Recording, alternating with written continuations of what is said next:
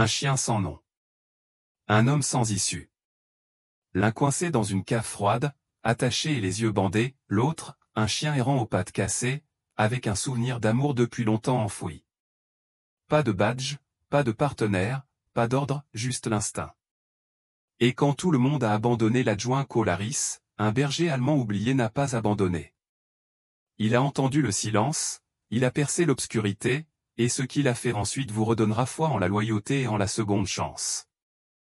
Si vous croyez qu'aucun héros ne devrait être abandonné, homme ou chien, cliquez sur ce bouton d'abonnement. Ce dont vous allez être témoin pourrait bien vous marquer à jamais. La neige était tombée abondamment la veille, ensevelant les abords de Red Hollow, dans le Montana, sous un épais silence blanc. L'air était âcre, chargé de glace et d'odeur de pin, et le soleil, à peine levé, parvenait à peine à percer les nuages couleur de fer. C'était début janvier, le genre de matinée où même le vent semblait fatigué, trop glacial pour hurler. À la périphérie nord de la ville, au-delà des voies ferrées et de la clôture délabrée de ce qui avait autrefois été un dépôt de bois, se dressait un entrepôt abandonné de 3 étages. Ces briques rouges s'étaient écaillées sous l'effet des intempéries et de l'abandon, les fenêtres étaient brisées ou barricadées de contreplaqués déformés, une clôture grillagée, à moitié effondrée, interdisait aux intrus de pénétrer dans l'établissement par des panneaux rouillés, entrée interdite. À travers ce paysage fantomatique, une silhouette étrange se dessinait. Un berger allemand, les côtes visibles sous son pelage inégal, avançait avec une détermination prudente. Son nom autrefois gravé sur un collier, aujourd'hui disparu ou été rangé, bien que personne ne l'ait appelé ainsi depuis plus d'1 an. Âgé d'environ 7 ans, Ranger avait été un chien de recherche et de sauvetage certifié, dressé pour retrouver les randonneurs perdus en montagne et les survivants dans les décombres. Son épais pelage, aujourd'hui abîmé par les intempéries et recouvert de neige, était autrefois noir et feu luisant. Son oreille droite portait une entaille, cicatrice d'un éboulement lors d'un exercice de sauvetage des années auparavant. Ses yeux cerclés d'ambre étaient toujours alertes, affichant l'intelligence et la discipline du soldat qu'il était. Mais ce n'est pas la guerre qui l'a brisé. C'est la perte. Il avait été aux côtés de l'agente Sarah Grady, une grande femme au regard perçant, à la peau hâlée par le soleil et à la voix grave adoucie par la gentillesse. Sarah avait été sa partenaire, sa responsable et sa maison. Lorsqu'elle est morte dans l'incendie d'un appartement, coincée lors d'une évacuation qui a mal tourné, quelque chose en Ranger s'est brisé.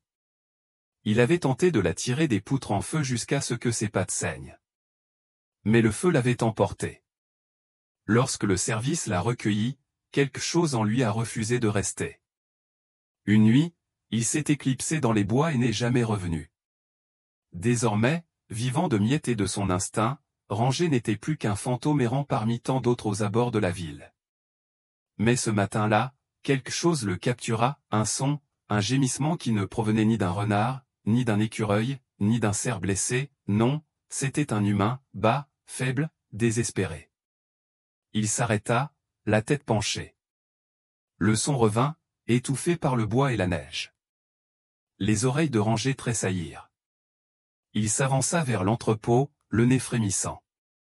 L'odeur le frappa violemment, du sang, de la sueur et de la peur humaine. Il rampa le long du bâtiment, ses pattes silencieuses dans la neige, jusqu'à ce qu'il trouve une fente dans une fenêtre du sous-sol, à peine assez grande pour respirer. Il pressa son museau contre la vitre, son souffle chaud l'embua légèrement. À l'intérieur, éclairé seulement par une ampoule vacillante suspendue à un fil effiloché, une scène cloue arrangée sur place. Un homme était attaché à une chaise au centre d'une pièce en béton. Sa tête était penchée en avant, un tissu noir lui entourait étroitement les yeux. Ses poignets étaient liés par une cordelette rugueuse, ses jointures étaient écorchées et saignaient. Son insigne avait disparu, mais sa chemise d'uniforme était intacte, boueuse, déchirée, mais reconnaissable. C'était l'adjoint Colaris. Ranger le savait. Cole avait 30 ans, mince et en forme, avec une barbe brune taillera et des cheveux noirs courts, maintenant emmêlés de sueur. La ville avait placardé sa photo sur tous les poteaux et vitrines pendant 3 jours. Ranger les avait vus, il n'avait pas compris les mots, mais il comprenait l'urgence. L'odeur ne ment jamais.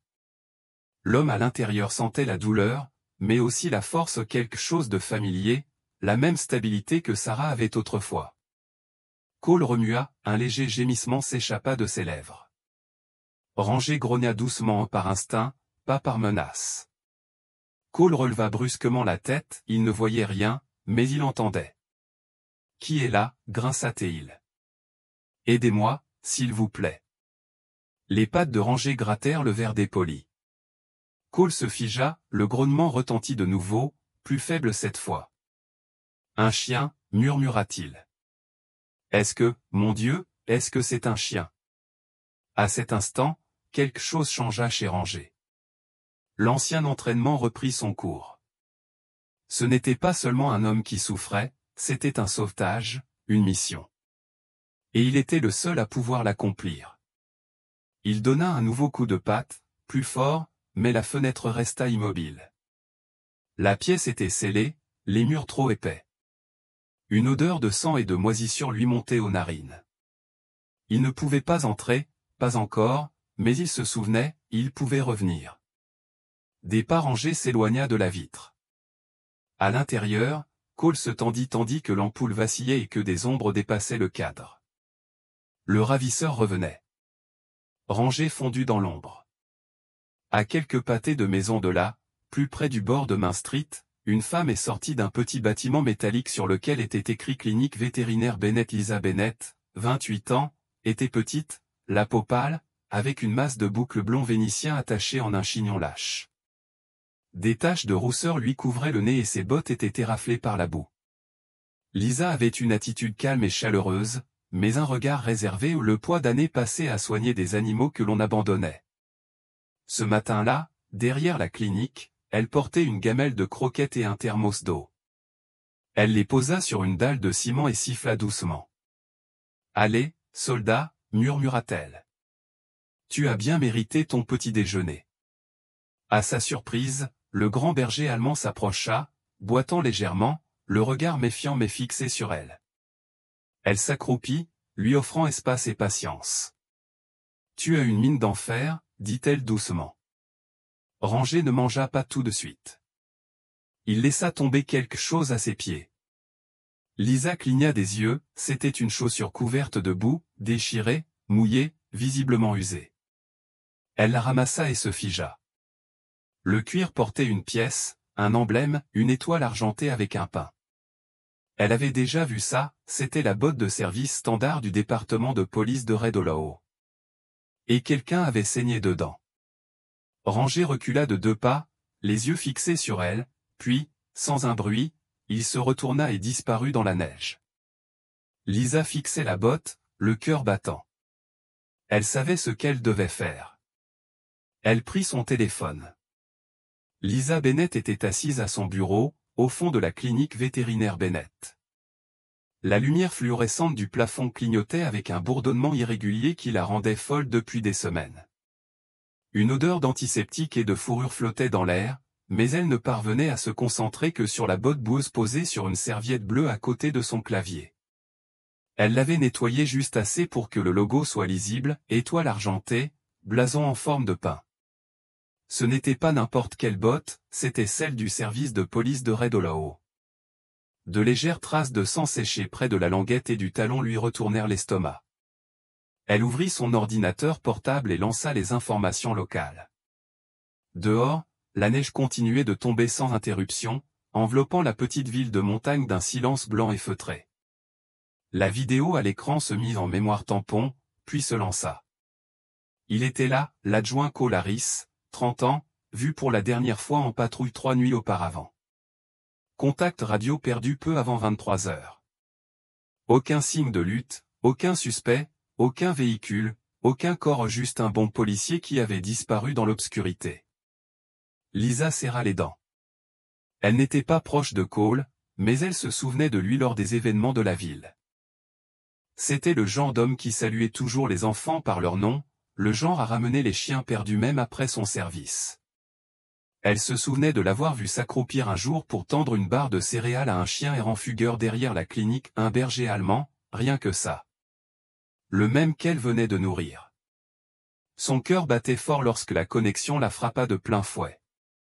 La sonnette au-dessus de la porte de la clinique sonna tandis qu'elle prenait son téléphone et composait le numéro. Police de Red Hollow, ici la centrale. Voici Lisa Bennett de la clinique vétérinaire, dit-elle, le souffle court. Je crois que j'ai quelque chose. J'ai trouvé une botte de police ou une des vôtres. Je pense qu'elle pourrait appartenir à Colaris. Il y eut un silence. Tu es sûr que ça ne vient pas d'un des patrouilleurs? Ce n'est pas vrai. Il y a du sang dessus, et c'est un chien qui me l'a apporté à un berger allemand, sans médaille. Un autre silence, puis, restez où vous êtes. On envoie quelqu'un. 20 minutes plus tard, la porte s'ouvrit à nouveau et un homme de grande taille entra, secouant la neige de son manteau brun de shérif. Son visage ridé était encadré d'une courte barbe blanche et son expression était plus fatiguée que sévère. Le shérif Mason Brigg, 62 ans, servait Red Hollow depuis plus longtemps que la plupart des habitants. Connu pour son calme et son instinct têtu, il privilégiait les longues pauses avant de prendre une décision et le fait de finir une tasse de café noir avant de réagir aux urgences. Il ôta ses gants et regarda la botte que Lisa lui tendait. « Tu as dit qu'un chien avait apporté ça ?» Lisa hocha la tête. Berger allemand mâle, il semblait mal nourri, avec une vieille cicatrice sur l'oreille droite, il boitait légèrement, mais il était concentré. Comme s'il avait une mission. Brigg grogna doucement en retournant la botte. C'est la taille de Cole. Son nom est encore marqué à l'intérieur. Il croisa le regard de Lisa et hocha la tête. Bon travail. On y va. Il leva les yeux. Où est passé exactement le chien? Lisa fit un geste vers l'allée arrière, au nord, vers la lisière des arbres et l'ancienne scierie. Brigg expira lentement. Cet endroit n'avait vu personne depuis la fermeture de l'usine de bois, 12 ans auparavant. Les habitants l'appellent « un terrain vague ». Je crois que ce chien veut que tu le suives, dit-elle doucement. Brigg la regarda, puis reporta son regard sur la botte dans le sac de preuves. Il hocha la tête. Cet après-midi-là, une réunion eut lieu dans l'arrière-boutique du commissariat. L'agent d'Instocks, la quarantaine avancée, trapu et rasé de près, l'air renfrogné, s'appuyait contre la carte du cadran nord de Red Hollow. Il pointa du doigt une case ombrée. Voici l'entrepôt, 3 bâtiments, partiellement effondrés, aucun bail actif. La dernière patrouille sur place remonte à plus de 2 ans. De l'autre côté de la table était assise la sergente Claire Durham, 34 ans, mince et précise, les cheveux coupés courts et dotée d'un esprit tactique aiguisé par la police d'État. Elle feuilletait les photos médico-légales du casier de Cole. Si quelqu'un l'a enlevé et qu'il est retenu près de la ville, c'est le seul endroit qui n'apparaît pas sur les cartes thermiques ou les caméras de circulation. Brigg entra dans la pièce en tenant le coffre. Ceci a été apporté par un chien errant ce matin, couvert de sang. Il appartient à Cole. Il laissa les choses se calmer avant d'ajouter, le chien a été emmené vers l'ouest depuis la clinique de Lisa Bennett, dans la même direction que la scierie. Stocks fronça les sourcils. Un chien errant, c'est notre seule piste? Brigg le regarda dans les yeux. C'est plus que ce qu'on avait hier. Claire hocha la tête. Alors on s'en occupe. Brigg tapota la carte. On va rester discret pour l'instant, pas d'alerte, pas de fuite. Préparez juste une équipe de recherche pour l'aube. C'est notre créneau avant l'arrivée du prochain front. Ce soir-là, Lisa se tenait au fond de la clinique. La neige crissait sous ses bottes. Elle laissa un petit plat de ragoût chaud et un gant de laine propre à côté. Le vent fendit sa veste et elle se serra fort. « Où es-tu, mon garçon » murmura-t-elle. Au loin, juste au-delà de la clôture recouverte de fourrure de givre, une forme sombre se déplaça. 2 yeux ambrés clignèrent dans l'obscurité, puis disparurent. Elle sourit en retour à l'obscurité de l'entrepôt. La tête de Cole s'affaissa. Ses membres étaient engourdis par le froid et les brûlures des cordes lui piquaient les poignets. Chaque respiration lui semblait plus lourde. La pièce sentait l'huile et le bois humide. Il ne savait pas combien de jours s'étaient écoulés, mais il se souvenait des pas, de la voix celle qui le nourrissait à peine de quoi survivre, marmonnant des choses sur la justice et le châtiment, comment les hommes comme lui mentent toujours. Il entendit un léger grattement près du mur, suivi d'un grognement sourd. Il se redressa, le cœur battant. « Tu es revenu, murmura-t-il, les yeux toujours bandés. Je savais que tu reviendrais. » Le chien gémissait doucement. Dehors, l'orage grondait. Le froid s'infiltrait par chaque fissure des murs de béton, telle une marée invisible remontant jusqu'aux os. L'adjoint Cole s'était affalé sur sa chaise, les bras liés fermement derrière le dos, les cordes mordant sa peau à vif. Un morceau de tissu lui couvrait les yeux trop serrés pour être accidentel. Le bandeau rendait l'obscurité plus profonde, comme une seconde prison superposée à la première. La pièce n'avait pas de fenêtre, seulement une ampoule vacillante au plafond qui bourdonnait faiblement. Sa lumière atteignait à peine le sol. L'air sentait le vieux bois, le métal, la rouille et le tissu humide. Mais sous tout cela, quelque chose d'autre persistait, la sueur, l'huile, le sang, et une odeur légèrement sucrée, comme l'odeur du pain mêlé à la peur. Cole remua. Ses lèvres étaient gercées, sa mâchoire douloureuse. Une partie de lui avait cessé de compter les heures et les jours. Il n'en était plus sûr. Son dernier souvenir avant de se réveiller ici était le bruit des pneus sur le gravier et la secousse violente et soudaine lorsque quelque chose heurta le flanc de sa voiture. Puis la douleur, puis le noir. Un bruit perça le silence. Trop faible pour être humain, des ongles claquant légèrement sur le béton, puis une douce expiration, chaude et proche. Il y a quelqu'un, croassa-t-il, la voix brisée par la soif. Pas de réponse, juste une présence ou quelque chose de proche, qui l'observait. Puis il la sentit, une langue chaude contre son poignet, rapide, prudente, délibérée. Cole halta et sursauta de surprise. « Attends, chien !» Ses paroles étaient confuses. Il resta immobile. La langue revint, léchant doucement la corde cette fois, comme pour la tester. Cole resta complètement immobile. Il connaissait ce genre de comportement, ce n'était ni sauvage ni paniqué. C'était un dressage. C'était délibéré. Un autre bruit suivit, le léger grincement des griffes sur le ciment tandis que le chien se repositionnait. Cole sentit la fourrure effleurer sa jambe, puis quelque chose poussa le bandeau. Des dents douces mais fermes accrochèrent le bord du tissu. Le nœud avait été mal fait. Lentement, prudemment, la pression augmenta et soudain, une lumière faible, pulsée et brumeuse inonda la pièce. Cole recula et plissa les yeux, sa vision brûlait sous le contraste soudain et tout vacilla un instant. Mais lorsque ses yeux s'habituèrent enfin, il le vit, un berger allemand, mince mais puissant, au pelage noir et feu emmêlé de boue et de neige. Le long de sa colonne vertébrale, la fourrure était effilochée par l'exposition. Il boitait visiblement une patte arrière et avait les oreilles écorchées. Ses yeux, en revanche, étaient vifs et brillants d'un ambre profond cerné d'une tristesse ancienne. Il semblait avoir vécu trop d'hivers seul. Cole ravala son émotion. « D'où viens-tu, mon garçon ?» Le chien regarda simplement, les oreilles dressées, puis il s'avança et renifla la corde au pied de Cole. « Maline, murmura Cole. Tu essaies de m'aider à me sortir de là. » Le berger ne répondit pas. Il fit un tour complet, puis s'assit à côté de Cole, avec une immobilité militaire, comme pour le protéger. De retour au commissariat de Red Hollow, le sergent Claire Durham se tenait dans la salle technique, les yeux rivés sur une image vidéo en pause. Elle pointa l'écran du doigt. Rembobiner 5 secondes. L'agent Matt Reyes, la nouvelle recrue du département, un jeune homme de 26 ans à la silhouette filiforme, portant des lunettes à monture foncée et diplômé en criminalistique numérique, tapait sur quelques touches. Il avait un comportement calme et précis et parlait d'une voix basse et pensive.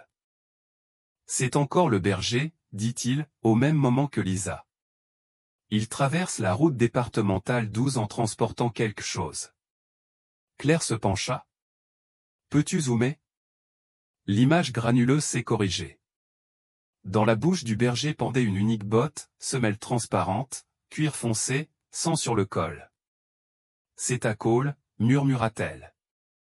Reyes appuya sur l'horodatage, 4h47 hier matin, soit environ 90 minutes avant que Lisa Bennett ne le signale. Claire croisa les bras. Donc, le chien a trouvé Cole en premier. Briggs entra dans la pièce à ce moment-là, la neige encore collée à ses épaules. Qu'est-ce qu'on regarde? Claire a pointé du doigt. La preuve que ce chien ne fait pas que fouiller, il nous guide. Briggs étudia l'écran, puis regarda la carte murale. Cette intersection est à 1,5 km au sud-est de l'ancien chantier forestier. Ça correspond à son histoire. Monsieur, dit Reyes, j'ai fouillé dans les archives canines. Il y avait un berger qui correspondait à cette description, un ancien secouriste nommé Ranger, qui avait collaboré avec l'agente Sarah Grady avant sa mort il y a 2 ans. Briggs pencha la tête. C'est le chien qui a disparu après l'incendie? Reyes hocha la tête. Les archives indiquent qu'il s'est enfui pendant la semaine des funérailles et qu'on ne l'a plus jamais revu. Claire a ajouté, si c'est lui, il n'a pas oublié comment sauver les gens. Briggs regarda à nouveau l'écran. Préparez une unité de drone. S'il revient ce soir, je veux des yeux. Pendant ce temps, de retour à l'entrepôt, Ranger se tenait là, les oreilles frémissantes. Il avait entendu quelque chose, une vibration dans le sol, un ruisseau au-dessus où quelqu'un arrivait. Cole se raidit. Qu'est-ce qu'il y a, murmura-t-il. Ranger émit un grognement sourd et se dirigea vers la porte, accroupi en position défensive, le poil hérissé. Le cœur de Cole battait fort. Tu devrais y aller, murmura-t-il. Sors d'ici avant qu'il te voie. Mais Ranger ne bougea pas. Il resta immobile, puis les pas s'arrêtèrent juste devant la porte. Un grincement le loquet métallique qu'on faisait coulisser puis le silence. Quelqu'un avait changé d'avis. À la sortie de la ville, Lisa retourna au fond de la clinique, vérifiant le bol de nourriture qu'elle avait laissé vide. Elle sourit faiblement, puis remarqua quelque chose de nouveau dans la neige, une empreinte de patte, et à côté, une goutte de sang. Son sourire s'estompa, elle se retourna et rentra rapidement à l'intérieur. L'ampoule vacillante oscillait doucement au-dessus de sa tête, projetant des ombres dansantes sur les murs de béton humide.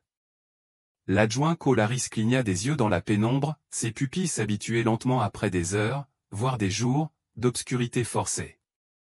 Le tissu rugueux qui lui avait bandé les yeux gisait maintenant lâche autour de son cou, rongé avec une détermination silencieuse par le chien assis juste devant lui, debout et alerte.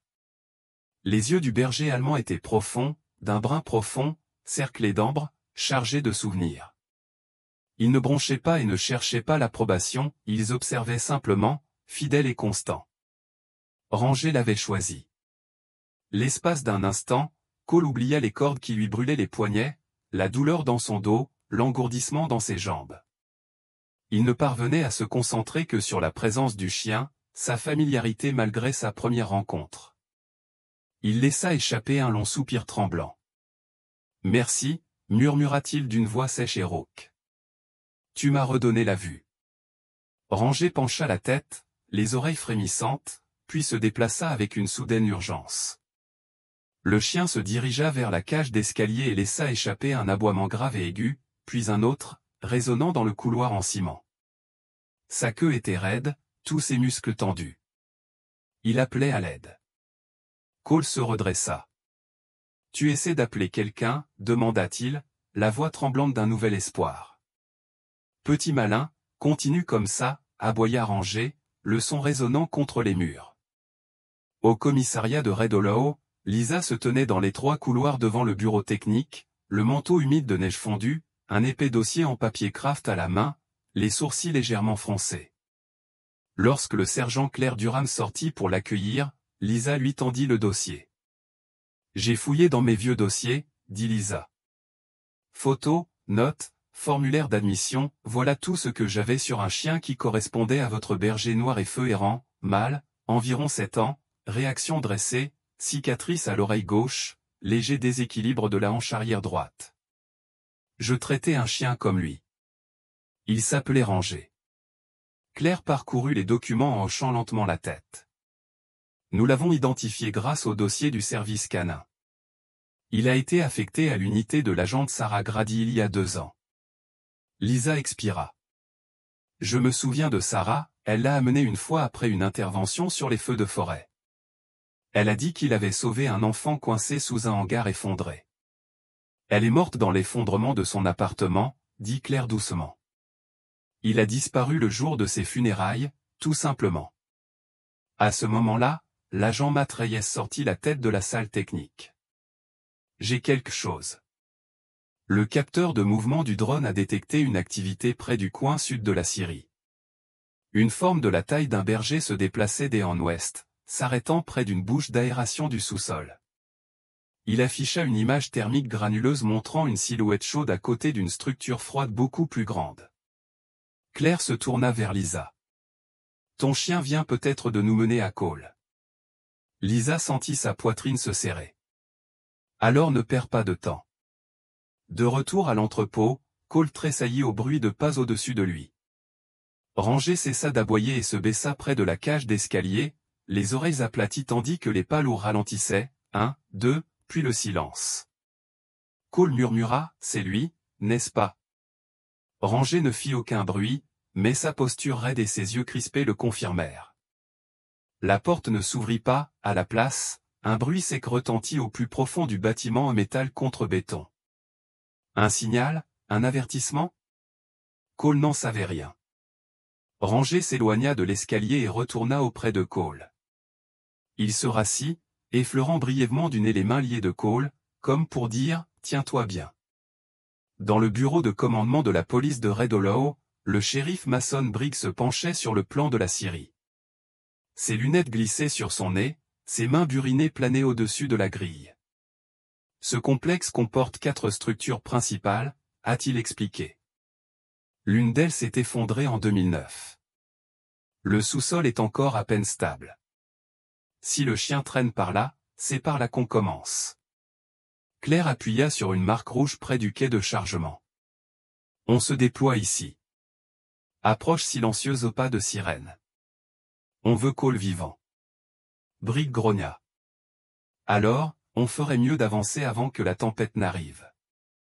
La porte s'ouvrit en grinçant derrière eux et l'adjoint Aaron Leach entra, un homme d'une trentaine d'années, à la barbe rousse et solidement bâti, connu pour être prudent mais méticuleux. Nous avons des yeux de drone, 2 K9 et des kits de surveillance thermique, a-t-il déclaré. Briggs hocha la tête. Allons chercher notre homme. Dehors, le vent s'était levé.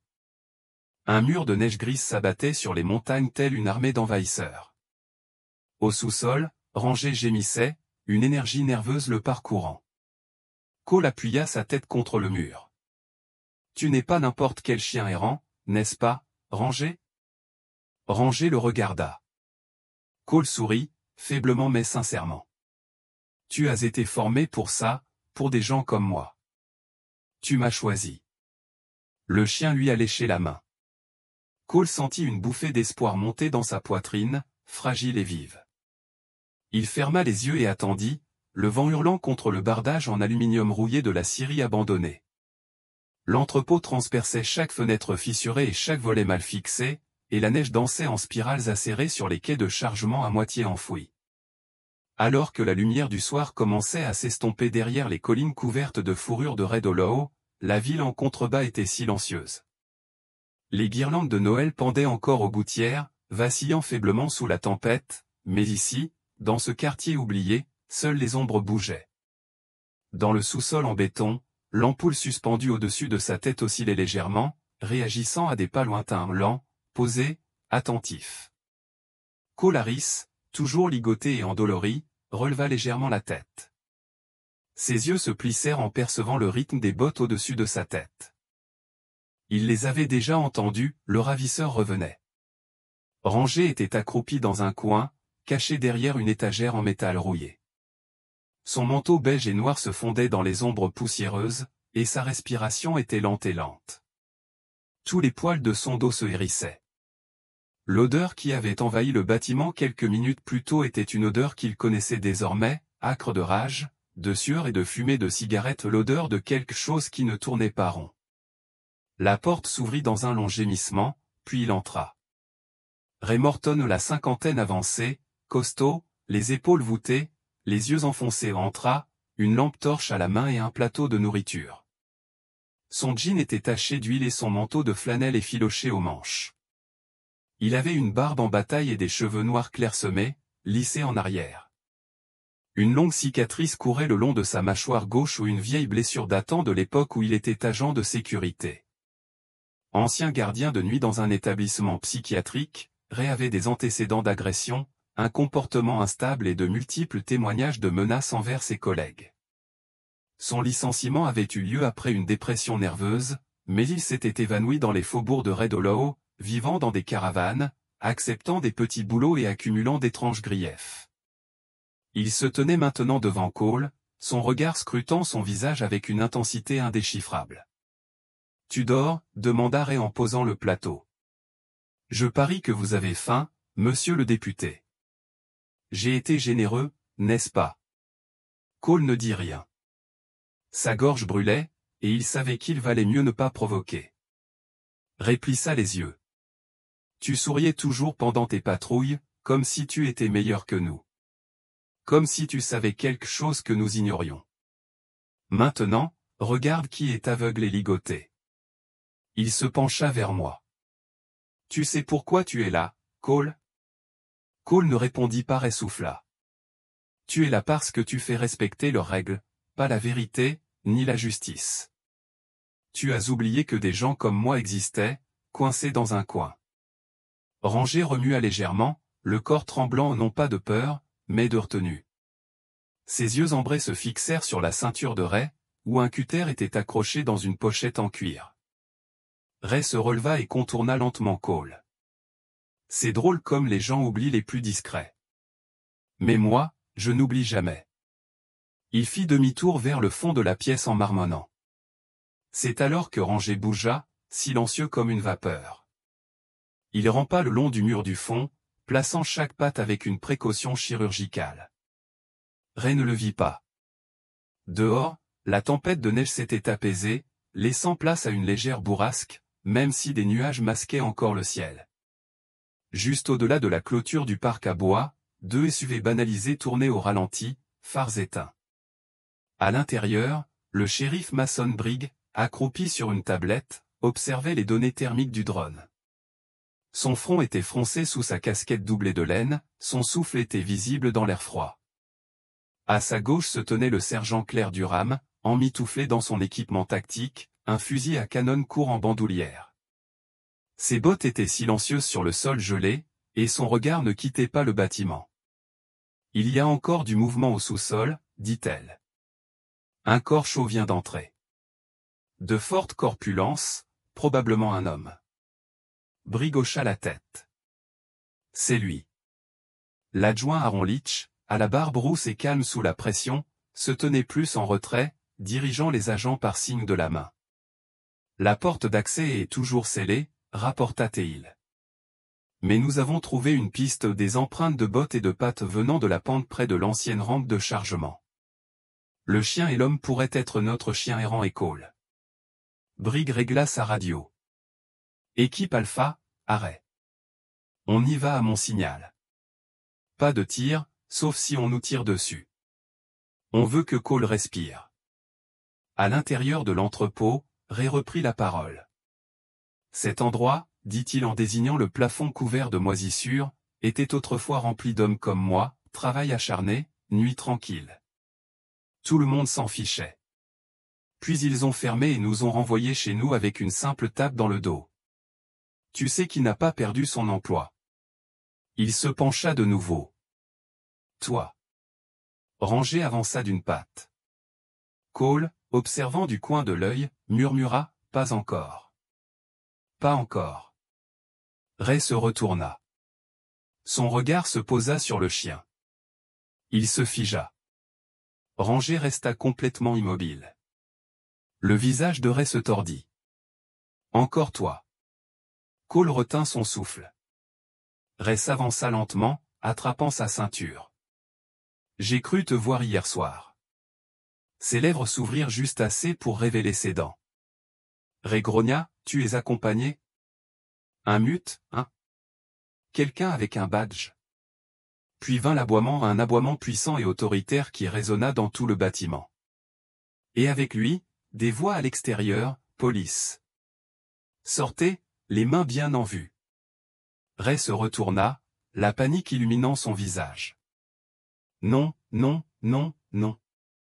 Il attrapa Cole par le col et le tira brusquement sur le côté, mais Ranger était déjà en l'air.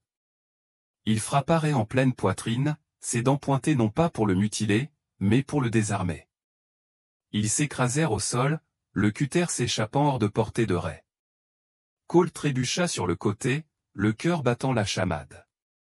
Ranger grogna doucement, debout au-dessus de la poitrine de Ray. Puis la porte s'ouvrit brusquement. Les rayons des lampes torchées traversèrent la pièce. Gel. La voix de Claire fendit l'air comme une lame. Briggs la suivit, arme au poing. Leach se précipita vers Cole et commença à le détacher. On vous a eu, adjoint. Vous êtes en sécurité maintenant. Cole cligna des yeux. Le chien, il t'a amené. Briggs regarda Ranger, toujours en faction devant Ray, dont les bras étaient maintenant flasques le long du corps. Bon garçon, murmura-t-il. Une odeur d'antiseptique flottait dans l'air, se mêlant à la clarté stérile de la chambre d'hôpital. Le silence régnait, à l'exception du bip des machines et du crépitement occasionnel du haut-parleur annonçant les heures de visite. Cole Harris s'agitait sous la fine couverture, le bras droit bandé au poignet et une perfusion partant du creux du coude. La douleur sourde dans ses côtes lui rappelait à quel point tout avait été proche ou à quel point tout avait failli se terminer dans ce sous-sol froid et pourri. Mais plus que les bleus ou la faim, c'était le silence qui résonnait le plus maintenant, le silence laissé par l'absence du chien qui lui avait sauvé la vie. On frappa à la porte, suivi du grincement de la porte. Le shérif Mason Briggs entra, la neige encore coincée dans les plis de son long manteau brun. Son visage buriné portait les rides d'une nouvelle nuit blanche, et ses yeux gris exprimaient une douceur plus vive que d'habitude. Il s'approcha du lit, suivi du sergent Claire Durham, toujours aussi droite et posée, même si la crispation de sa bouche suggérait une forte dose d'adrénaline. « Bonjour, adjoint, » dit Briggs en approchant une chaise. « Comment vous sentez-vous ? » « J'ai fait 10 tours avec un broyeur à bois, » répondit Cole en se redressant légèrement. Claire sourit faiblement. « Bien, ça veut dire que tu es toujours toi-même. »« Ray » demanda Cole, devinant déjà la réponse. « Il est en garde à vue » répondit Briggs. « Il ne parle pas beaucoup, mais on commence à comprendre. » Il a parlé de quelqu'un. La voix de Cole baissa. « Quelqu'un qui pourrait remplacer Jessica. » Briggs répondit, « Il est mort il y a 3 ans dans un accident de voiture. Il a perdu sa femme le même jour. On dirait qu'il ne s'en est jamais remis. Il n'est pas assez stable pour être notre cerveau, et si quelqu'un d'autre vous a vraiment livré, nous avons affaire à quelque chose de plus grave, » a ajouté Claire. Cole réfléchit un instant. Après un silence, Briggs secoua la tête. Disparu. Nos gars l'ont vu filer vers les bois juste au moment où on sortait Cole. Il a disparu avant qu'on puisse le toucher. Claire regarda Cole. Tu as dit qu'il était entraîné. Plus qu'entraîné, dit Cole. Il savait flanquer, rester bas. Il attendait les ordres, même quand je ne pouvais pas les donner. C'était un pro. Briggs échangea un regard avec Claire. Cela correspond à ce que nous avons appris de Lisa Bennett. Cole haussa un sourcil. Le vétérinaire ? Claire hocha la tête. Elle a soigné un chien nommé Ranger, qui appartenait à l'agent Sarah Grady. Cole murmura, je me souviens d'elle. Elle est morte dans l'effondrement de l'immeuble il y a 2 ans. Ranger a disparu après ses funérailles, a déclaré Briggs.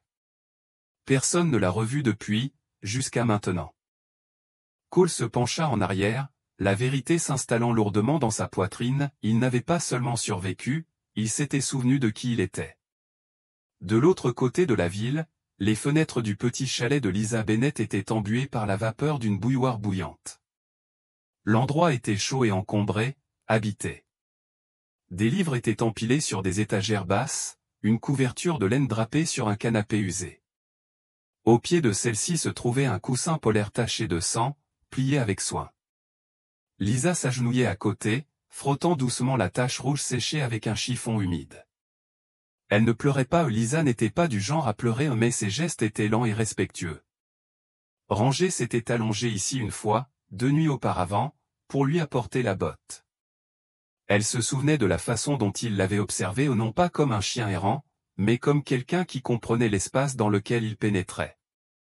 Il n'avait pas supplié, il avait attendu. Une voix appela depuis l'autre pièce. « Dis donc, Lisa ?» C'était Danny Pharaon, son voisin et ami de longue date, la quarantaine, barbu, la silhouette filiforme et le regard doux, qu'on voyait souvent en salopette tachée de graisse, arrachée à son garage. Il entra dans le salon, 2 tasses de thé à la main. « Ça va ?» demanda-t-il en posant un à côté d'elle. Elle hocha la tête. « Je vais bien. Je pense juste au chien. » Ce n'était pas qu'un chien, Danny. Il s'appelait Ranger. C'était un K9. Danny s'assit à côté d'elle. « Alors, où est-il maintenant ?» Elle ne répondit pas au début, puis doucement, là-bas, à observer, à guérir, à attendre que quelqu'un vienne le chercher. Danny sirota son thé. « On le fera. » Au commissariat de Red Hollow, la salle d'interrogatoire était éclairée par une unique ampoule au-dessus d'une table en métal rayé. Ray Morton, assis en t-shirt gris, fixait ses mains, immobile. Ses yeux étaient vitreux, mi-clos, l'air inexpressif. Claire Durham était assise en face de lui, son carnet ouvert mais intact. « Vous avez dit que quelqu'un vous avait amené l'adjoint, » dit-elle. « Qui, comment s'appelait-il » Ray n'a pas répondu. « C'était l'homme dans la camionnette blanche » demanda-t-elle. « Vous l'avez mentionné. » Ray cligna lentement des yeux, puis, presque pour lui-même, murmura, « Il a dit qu'il pouvait arranger ça, me donner une autre Jessica. Il a dit que celles qui ne manquaient à personne étaient les meilleures. Comme les chiens errants. » Claire se raidit. « Qu'est-ce que ça veut dire ?» Ray leva les yeux vers elle pour la première fois, un sourire brisé aux lèvres. « Ce sont tous des chiens errants. Personne ne les regrette s'ils n'aboient pas. » Briggs se détourna du miroir sans teint. « Faites une liste de photos d'enfants disparus ou tous les enlèvements non résolus des 5 dernières années dans la région des 3 comtés. » L'agent Matt Reyes, debout à proximité, hocha la tête.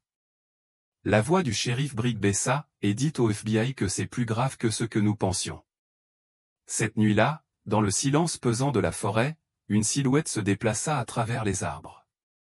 Ranger marchait lentement, une patte posée sur lui, les yeux scrutant la crête. Il était fatigué, blessé, mais vivant. Il s'arrêta près de la crête surplombant Red Hollow et s'allongea sur une pierre plate. Il jeta un regard en arrière vers la vallée, où la ville brillait d'un orange doux dans la nuit, et ferma les yeux. Pour l'instant, sa mission était accomplie, mais il ne serait pas oublié.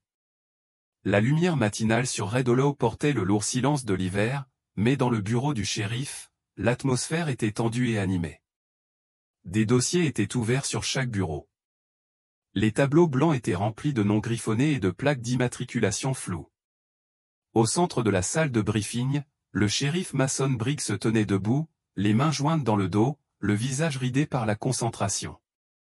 Les récentes déclarations de Ray Morton, troublantes tant par leur contenu que par leurs implications, avaient révélé quelque chose de bien plus vaste que la folie d'un seul homme. Il leur fallait maintenant suivre l'ombre qu'elle laissait derrière elle. Ray n'agissait pas seul, dit Claire Durham en désignant une série de cercles superposés sur l'écran du projecteur. Son ton était sec et direct. Il a reçu des instructions d'un téléphone jetable enregistré hors de l'état. Les signaux indiquent un contact près d'un camp scout désaffecté à l'ouest de l'autoroute, un site hors route depuis des années, facile à dissimuler pour les véhicules. À côté d'elle, l'agent Mike Henley, la quarantaine, coupe impeccable, cheveux gris coupés ras et attitude pragmatique, acquiesça. Il était arrivé la veille de l'unité des personnes disparues du FBI, sa veste de costume ne semblait jamais froissée et rien ne manquait à ses yeux bleus acier. Nos renseignements ont recoupé des cas similaires, même mode opératoire. Les victimes étaient identifiées comme des fugueurs invisibles, des toxicomanes, des résidents isolés, ou des personnes comme Cole. Ce n'est pas un hasard. Briggs fronça les sourcils et se frotta la mâchoire. Et la camionnette a confirmé son observation près du camp scout de Colpin il y a 3 nuits. Henley a répondu, la caméra de surveillance a montré qu'il était garé le long de la ligne des arbres. Conducteur non identifié, visage masqué. Véhicule immatriculé sous une fausse carte d'identité. La voix de Briggs baissa, avons-nous une cause probable pour un mandat de perquisition? Henley ne répondit pas immédiatement. Dehors, le vent sifflait dans les branches nues un autre écho hivernal, rappelant à tous que certaines ombres, une fois projetées, ne pouvaient être dépassées. Surveillance. La réponse de Henley fut simple, nous avions déjà commencé ailleurs à Red Hollow. Lisa Bennett était accroupie à l'orée du bois derrière sa clinique. Elle portait un épais manteau écossais, des gants trop grands pour ses doigts et un jean taché de neige. Son expression était concentrée tandis qu'elle épinglait un autre morceau de flanelle à la branche d'un sapin bas. Il flottait faiblement dans la brise. À quelques mètres de là, Danny Farrellen, brûlé par le vent, emmitouflé dans plusieurs couches de toile tachée d'huile, déballait un récipient scellé contenant du poulet cuit dans un plat en fer blanc peu profond. « C'est le dernier » demanda-t-il. Lisa hocha la tête. « C'est le sentier qu'il a emprunté avant. Je crois que sa mémoire est toujours là. » Danny esquissa un sourire en coin. « C'est un chien, Lisa. Tu parles comme si c'était un garde forestier. Pour de vrai, elle ne leva pas les yeux. Il l'est. » Ils travaillèrent en silence, bordant le chemin depuis les bois jusqu'à la sortie de la ville. Lisa l'avait cartographié en se basant sur la direction dans laquelle Ranger avait disparu après le sauvetage. Elle l'avait marqué avec des bandes de tissu parfumé à l'huile de lavande et de minuscules morceaux de la chemise que portait Cole. Des odeurs familières, liées à la sécurité. Le vétérinaire et elle savaient que les animaux fuyaient à cause d'un traumatisme, mais la partie d'elle qui avait autrefois enterré son propre chien savait que certains revenaient si on leur donnait des raisons de croire qu'ils étaient recherchés. Alors qu'ils atteignaient le dernier virage du sentier, Danny s'arrêta et leva la main. « Lisa » murmura-t-il. Elle se retourna. Une silhouette se tenait à la lisière des arbres. « Ranger » appela Danny. Son pelage était désormais plus boueux, son corps plus mince, ses côtes pressant légèrement sous sa peau, mais ses yeux d'un ambre vif, fixes rencontrèrent les siens et ne vacillèrent pas. Lisa tomba sur un genou. « Ranger » murmura-t-elle. Il ne courut pas. Elle resta immobile. Ranger fit un pas prudent en avant, puis un autre, puis il courut, et quelques instants plus tard, il était dans ses bras. Cet après-midi-là, de retour au bureau du shérif, Ranger était assis tranquillement dans un coin de la salle de conférence, une couverture polaire sous lui. Il ne portait pas de collier. Son regard se déplaçait lentement, observant chaque personne sans crainte, simplement avec une compréhension attentive. Lisa était assise à côté de lui, les mains jointes sur ses genoux. De l'autre côté de la table, Briggs, Claire, l'agent Henley et l'agent Reyes examinaient les documents. La puce correspond, dit Reyes en s'avançant. Le scan numérique a été enregistré comme chien K9RG17, nom d'usage, Ranger, déployé sous les ordres de l'agent Sarah Grady, porté disparu il y a 2 ans. Claire regarda le chien. D'une certaine manière, il n'oubliait jamais qui il était. Ce genre de chien ne revient pas facilement en arrière, ajouta Henley. Soit il se casse, soit il continue. Briggs se renversa dans son fauteuil. Il n'a pas simplement continué. Il a ramené l'un des nôtres à la maison. Lisa tendit la main et la posa doucement sur le dos de Ranger. Il ne broncha pas. C'est pourquoi je demande à le garder pour l'instant, dit-elle. Au moins jusqu'à ce que vous décidiez de la suite. Briggs hocha la tête. C'est fait. Mais je veux qu'il soit accessible. Ce n'est pas qu'un simple témoin, il pourrait être notre meilleure piste. Plus tard dans la soirée, Colaris monta les marches du Porsche de Lisa, toujours en tenue d'hôpital, une veste doublée de polaire sur les épaules. Il se déplaçait lentement, privilégiant sa jambe gauche, mais il dégageait une stabilité qu'il n'avait jamais eue auparavant. Lisa l'a rencontré à la porte et l'a fait entrer. « Il est à l'arrière, dit-elle. » Cole entra dans le salon. Ranger somnolait près de la cheminée. À son approche, le chien s'agita et leva la tête. Pendant un long moment, ils se contentèrent de se regarder. Cole s'agenouilla malgré la tension. « Et, dit-il doucement. » Ranger se releva, tapota en avant et posa sa tête contre la poitrine de Cole. Lisa les observait depuis le couloir, le regard chaleureux mais distant. Elle les laissait faire. Quand Cole se releva enfin, il la regarda. Il s'en souvient. « Je sais, dit-il. »« Je t'ai déjà dit que j'avais eu un chien, répondit Lisa après une pause. Quand j'avais 19 ans, un croisé labrador. Intelligent, gentil. Il m'a sauvé la vie dans un incendie, mais la fumée l'a emporté. Je crois que je n'ai jamais cessé de le chercher chez chaque animal que j'ai soigné après ça. Mais Ranger, il est différent. Comme si quelque chose était revenu. » Cole hocha la tête. Peut-être qu'il n'est pas là seulement pour m'aider. Peut-être qu'il est là pour terminer ce que Sarah a commencé. Aucun des deux ne parla pendant un moment. Dehors, la neige recommença à tomber, mais à l'intérieur, pour une fois, le silence ne semblait pas glacial. Le soleil perçait sur les pins de Red Hollow avec un éclat presque cérémoniel, brûlant le givre des toits et embrasant les fenêtres du bureau du shérif. À l'intérieur, une urgence silencieuse résonnait dans les couloirs. L'agent Mike Hanley se tenait au centre de la salle des opérations, une main posée sur le bord de la table recouverte d'une carte. « Ça se passe aujourd'hui, » dit-il d'une voix basse mais assurée. Les coordonnées étaient verrouillées 2 heures avant le transfert. Le shérif Brigg, plus grisonnant qu'il y a quelques semaines, hocha la tête d'un air sec.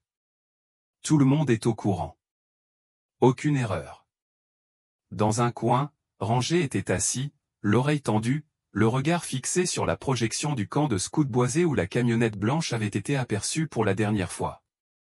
Bien que le chien ne fasse aucun bruit, sa présence résonnait comme un battement de cœur dans la pièce calme mais électrique. À côté de lui, Cole Harris, toujours en convalescence mais debout, posait légèrement sa main sur le dos de Ranger. « Il est prêt, » dit doucement Cole. La route menant à Colpinet était plongée dans le silence, la neige étouffait le bruit des pneus et des pas.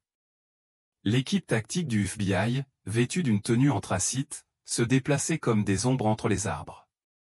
Ils n'étaient pas les seuls. Ranger les guidait, le nez au sol, sillonnant des pistes olfactives invisibles à l'œil nu. Derrière lui, Cole marchait d'un pas mesuré, son souffle flottant dans l'air. Bien qu'en congé, Cole avait reçu une autorisation spéciale pour accompagner l'équipe. Ranger n'avait réagi qu'à lui lors des simulations d'entraînement, et aucun maître chien ne pouvait remplacer ce qui avait été forgé dans cet entrepôt quelques jours auparavant. L'équipe atteignit une clairière. La camionnette blanche était garée sous une structure en bois effondré. Hanley leva le poing, l'équipe s'arrêta.